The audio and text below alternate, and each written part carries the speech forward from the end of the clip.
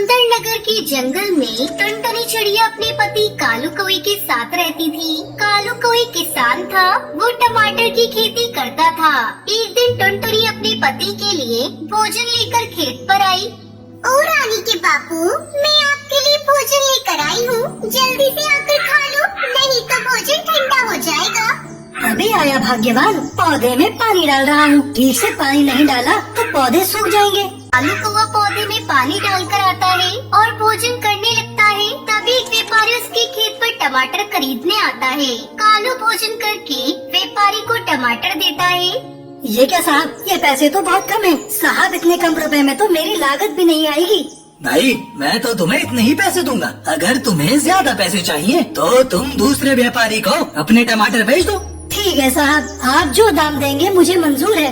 व्यापारी टमाटर लेकर वहाँ से चला जाता है। कालू कौवा